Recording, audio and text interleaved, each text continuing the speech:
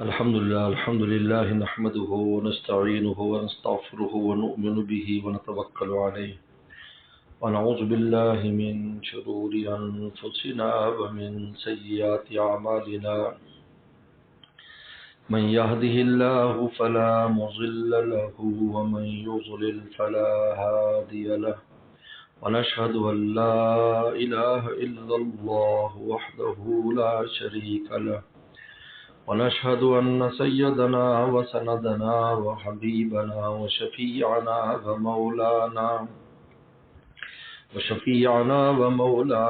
محمدا عبده ورسوله صلى الله تعالى عليه وعلى آله وأصحابه وبارك وسلم. أما بعد فأعوذ بالله من الشيطان الرجيم. بسم الله الرحمن الرحيم. واصبر نفسك مع الذين يدعون ربهم بالغداة والعشي يريدون وجهه.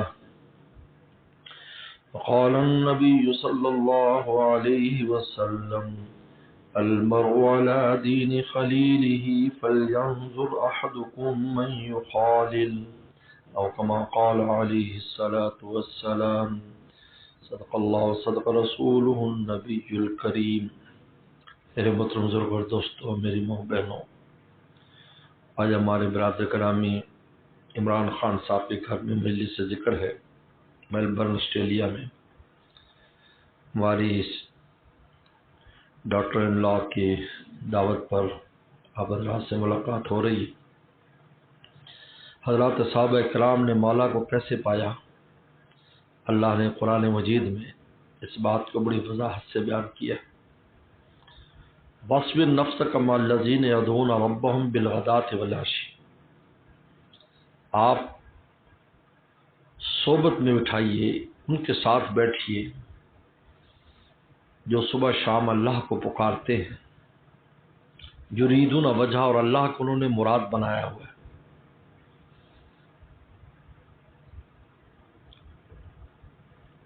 منزل پر پہنچنے کے لیے ضروری ہے کہ آپ کی مراد کیا ہے، کون سی منزل ہے. اگر انسان کو یہی پتہ نہ ہو کہ میں نے جانا کہاں ہے تو کبھی بھی منزل پر نہیں پہنچے گا. تو سب سے پہلی بات تو یہ ہے کہ اللہ کو مراد بنانے کی نیت اور عزم ہونا چاہیے. یریدون وجہ، ہمہ وقت. یریدون جو ہے یہ عربی اعتبار سے فعل مضارع ہے. مضارع میں استمرار کا معنی ہوتا ہے، جس کو کہتے ہیں کہ کنٹینیوسلی کوئی کام کرنا، مسلسل کوئی کام کرنا، اس کو استمرار کہتے ہیں. یریدون وجہ، صحابہ کرام ہمہ وقت مولا کو مراد بنائے رکھتے تھے. ان کی زندگی میں یہی تھا کہ ہمیں مولا مل جائے، بس یہ غرض انہوں نے بنائی ہوئی تھی، اپنی مقصد حیات یہ بنایا ہوا تھا. اور ہے بھی یہی. یہاں آنے کے مقاصد میں یہ چیز نہیں ہے جو مجھے اور آپ کو نظر آ رہی ہے، تو مقاصد کے معامل ہیں ساری چیزیں، یہ مقاصد میں سے نہیں ہے. ایک آدمی کو پورا عالم مل جائے، ہفت اقلیم کی سلطنت مل جائے، لیکن مولا اگر اس کے پاس نہیں ہے وہ خسارے میں ہے. کیونکہ کتنے دن رہے گی اس کے پاس، آخر قابل زوال ہے، ختم ہو جائے گی، فنا ہو جائے گی، خود فنا ہو جائے گا. چنانچہ نبی کریم صلی اللہ علیہ وسلم نے ارشاد فرمایا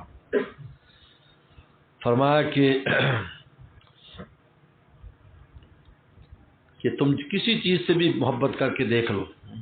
احبب من شئت فإنک مفارق، تو جس سے چاہے محبت ڈال لو، ایک دن تم جدا ہو جاؤ گے. وہ چیز جدا ہو جائے گی یا آپ جدا ہو جاؤ گے. لیکن مولا کی ذات چونکہ پہلے بھی ہمارے ساتھ تھی، جب ہم روحیں تھے، جب جسم اب بھی ساتھ ہے، مرنے کے بعد بھی ساتھ ہے. وہ معکم اینما کنتم. لہٰذا سب سے پہلے تو یہ ہے کہ مولا کو مراد بنایا جائے کہ ہم نے اللہ کو حاصل کرنا ہے. مراد اللہ تعالیٰ کا وصل ہے اور اللہ کا تعلق ہے، اور وصل سے مراد اللہ کا قرب ہے. کیونکہ اس کا وصل ایسے نہیں جیسے میرا آپ کا ہوتا ہے، ہم نے ایک دوسرے کو ملتے ہیں. اس طرح کا اللہ تعالیٰ کی ملاقات تو محال ہے. قرب او وصال است، وصال او محال است. اللہ کے قرب کا نام وصال ہے. دل اللہ کا قرب محسوس کرتا ہے. اللہ کو اپنے قریب محسوس کرتا ہے، اس کے انوار و تجلیات کو محسوس کرتا ہے. ورنہ ایسا وصال تو محال ہے جیسے انسان کا آپس میں ہوتا ہے، ایک دوسرے کو ملتے ہیں. تو یریدون وجہہ، سب سے پہلا یہ تھا کہ مولا کو مراد بنایا ہوا تھا. ہر صحابی کے دل میں تھا کہ اللہ تعالیٰ کس طرح راضی ہو جائے، خوش ہو جائے. ہم اب وقت اس فکر میں رہتے تھے، گھر میں، بار میں، ہر جگہ پر، تمام شؤون حیات میں، زندگی کی جتنے بھی مراحل تھے اس میں یریدون وجہ. اور یدعون ربهم بالغداۃ والعشی، صبح شام مولا کو پکارتے تھے، ذکر کرتے تھے، دعا کرتے تھے. دعا بھی ذکر ہے، یہ دعا کی ایک قسم ذکر لکھا ہے. صوفیہ اکرام کے ہاں 3 قسم کی دعا ہے. ایک دعا ہوتی ہے کسی مقصد کو حاصل کرنے کے لیے، ایک دعا آتی ہے کسی شر سے بچنے کے لیے، ایک دعا آتی ہے محض مولا کو یاد کرنے کے لیے، بہانہ ہے مولا تک تو یاد کرنے کا اور اس سے بات چیت کرنے کا.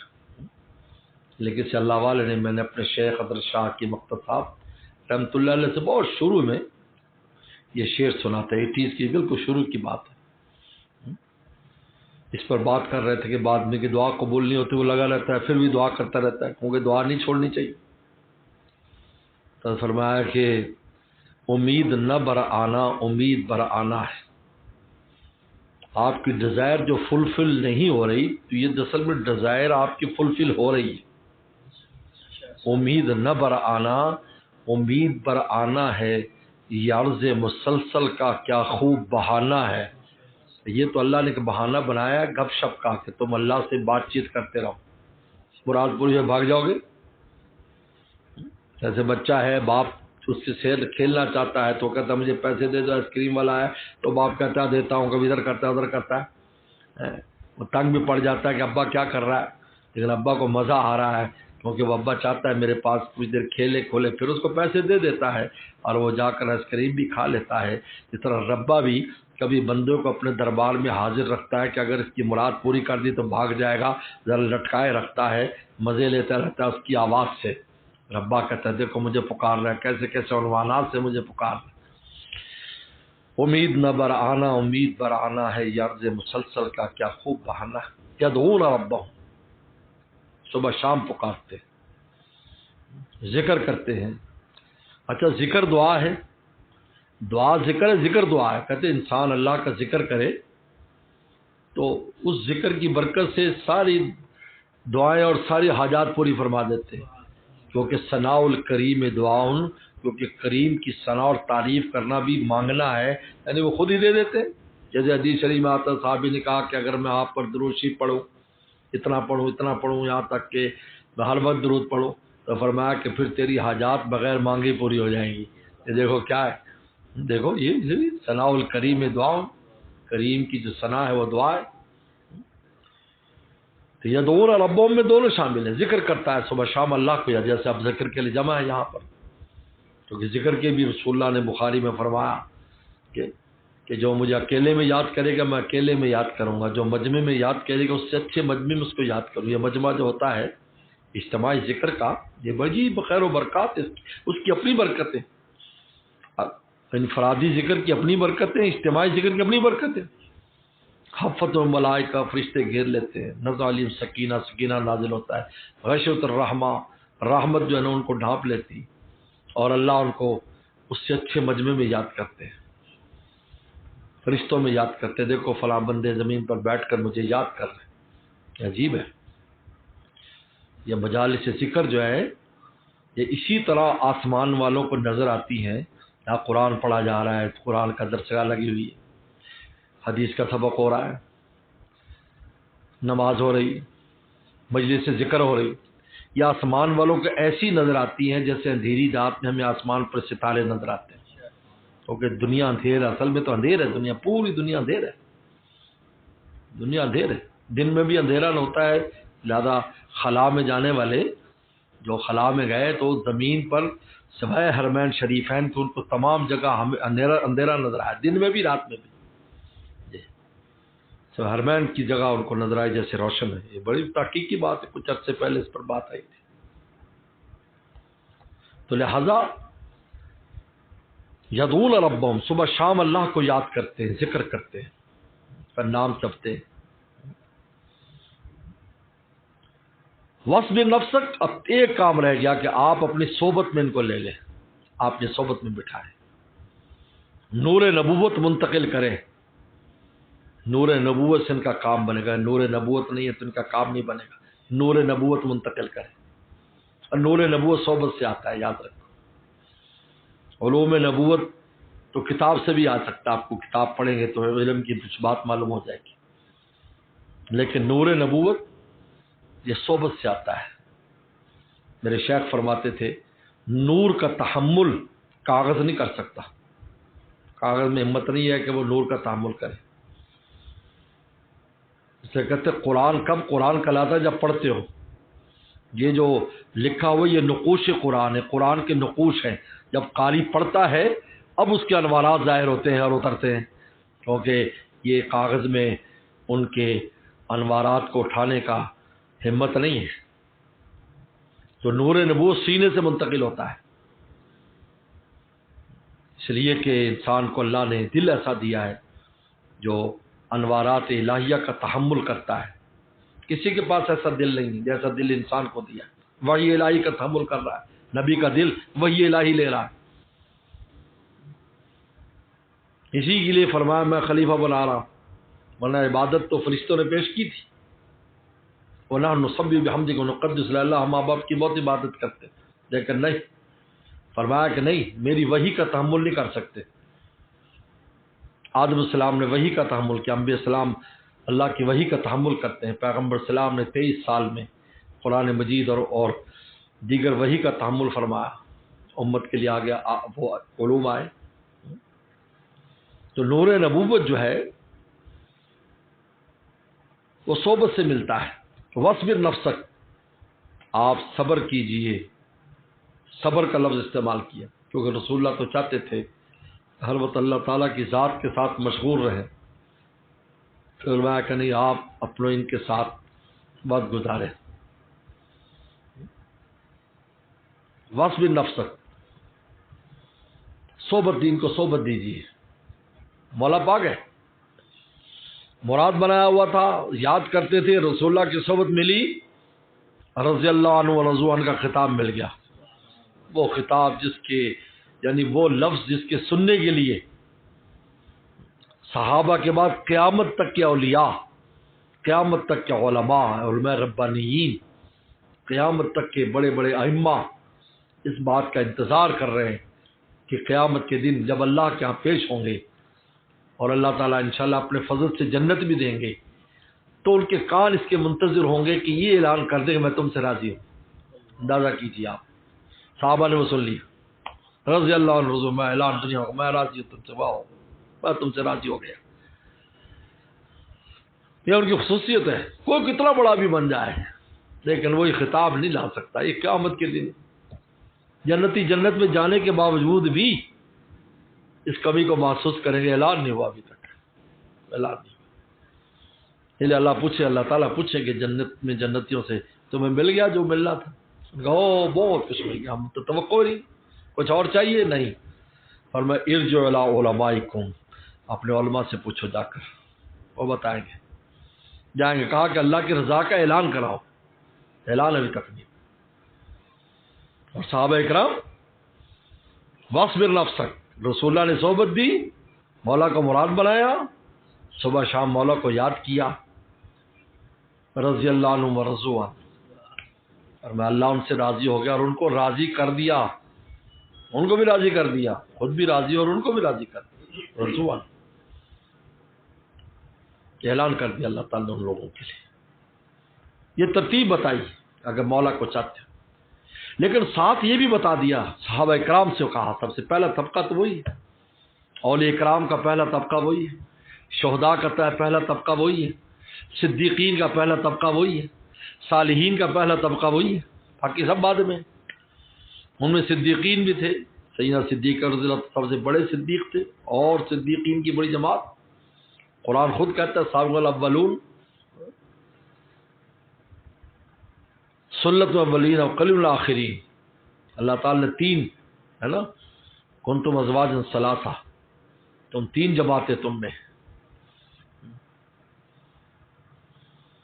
ان میں ایک سابقون کی جماعت ہے، فرمایا سلط اولین، پہلوں میں بہت بڑی، قلیل میں آخرین، لیکن آخر والوں میں تھوڑی، اور اصحاب الیمین سلت اولین سلت میں آخرین، وہ پہلوں میں بہت زیادہ آخر میں زیادہ، دوسرے اصحاب الشمال، تیسرے جہنمی لوگ ہیں۔ تو اللہ تعالیٰ نے ان کو یہ پہلا طبقہ ہے جن میں سارے طبقات ہیں۔ اب آنے والے قیامت تک کے لیے جتنے لوگ آ رہے ہیں بعد میں آنے والے، تو صحابہ کرام سے اللہ نے فرمایا کہ تم اس کو اپنا کمال نہ سمجھو، پھر بھی یعنی یہ تنبیہ کر دی کہ تم سمجھو ہم یاد کرتے ہیں، ہم نے مراد بنایا، ہم مجاہدے کرتے ہیں، جیسا کہ انسان کے دماغ میں آ جاتا ہے میں نے یہ کیا، میں نے اللہ معاف فرمائے۔ صحابہ میں لولا فضل اللہ علیکم ورحمتہ ما زکا منکم من احد ابدا ولکن اللہ یزکی من یشاء۔ اللہ نے فرمایا اگر اللہ کا فضل اور رحمت نہ ہوتا تم میں ایک آدمی بھی پاک نہیں ہو سکتا تھا، لیکن اللہ جب اپنی مشیت شامل کر دے کسی کو پاک کرنے کی تو پاک ہوتا ہے۔ کہ پیغمبر صلی اللہ علیہ وسلم موجود ہیں، نور نبوت موجود ہے، آفتاب نبوت موجود ہے، لیکن توحید سکھا دی، دیکھو اپنی کسی محنت پر ناز نہ کرنا، تمہاری محنت کے ساتھ جب ہمارا فضل رحمت شامل ہوتی ہے تب برابر ہوتا ہے، تب برابر۔ ادھر تو ان کو حکم دے رہے ہیں، ادھر تو یہ سمجھا رہے ہیں کہ یریدون وجہا، کہ تم مراد بناؤ، اور یدون رب بالغداۃ، صبح شام اللہ کو یاد کرو، فاصبر نفسک، اور پیغمبر سلام کی صحبت میں رہو۔